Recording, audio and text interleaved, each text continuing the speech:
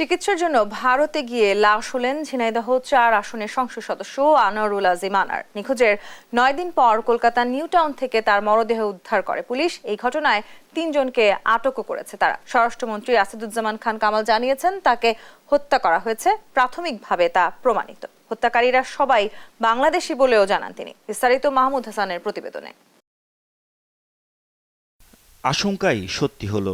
ভারতের পশ্চিমবঙ্গ গিয়ে লাশ হলেন ঝিনাইদহ ৪ আসনের সংসদ সদস্য আনোয়ারুল আজিম আনার। নিখোঁজের ৯ দিন পর বুধবার সকালে কলকাতার নিউ টাউনের এক ফ্ল্যাট থেকে আনোয়ারুল আজিম আনারের মরদেহ উদ্ধার করে কলকাতা পুলিশ।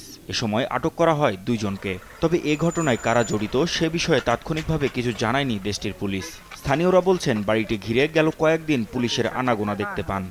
দেখি পুলিশি গাড়ি আসছে, দেখছি সকালবেলা আপনারাও দেখেছেন পুলিশি গাড়ি সকালবেলা ঢুকলো ভেতরে। এখন কি আছে না আছে সেটা ওনারাই জানে। শুনছিলাম তো এখানে কিছু আছে, মনে হয় কিছু মারা খারা গেছে। চিকিৎসার জন্য গেল ১১ মে দর্শনা গেদে বর্ডার দিয়ে ভারতে যান ঝিনাইদহ ৪ আসনের এমপি আনার।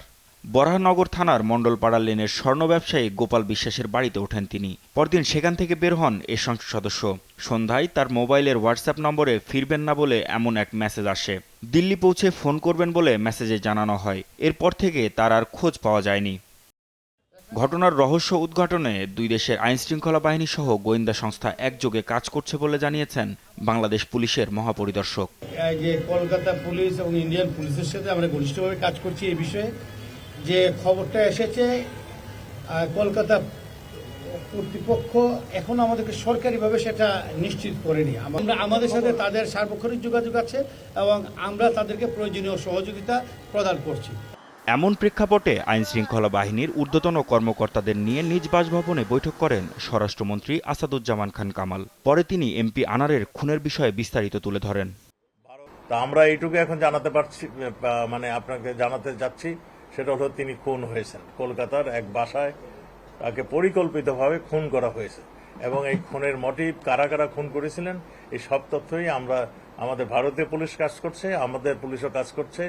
যে যেখানে মানে ইন্টারন্যাশনাল ওয়েতে যতখানি প্রয়োজন সবগুলি আমরা ব্যবস্থা নিচ্ছি। তদন্তের স্বার্থে এখনই সবকিছু বলা যাচ্ছে না বলেও জানান মন্ত্রী। এটা আমাদের কাছে যে সমস্ত তথ্য আছে, তথ্যগুলো আমরা প্রকাশ করছি না। আমরা বলছি তদন্তের স্বার্থে আমরা অনেক কিছুই এখন আমরা বলবো না। তদন্ত শেষ হয়ে গেলে আপনাদেরকে সবকিছু জানাবো, কেন খুন হয়েছে। আনোয়ারুল আজিম আনার ঝিনাইদহ ৪ আসনের সরকার দলীয় সংসদ সদস্য। ২০১৪, ২০১৮ ও ২০২৪ সালে টানা ৩ বার আওয়ামী লীগ থেকে সংসদ সদস্য নির্বাচিত হন তিনি। মাহমুদ হাসান, দেশ টিভি, ঢাকা।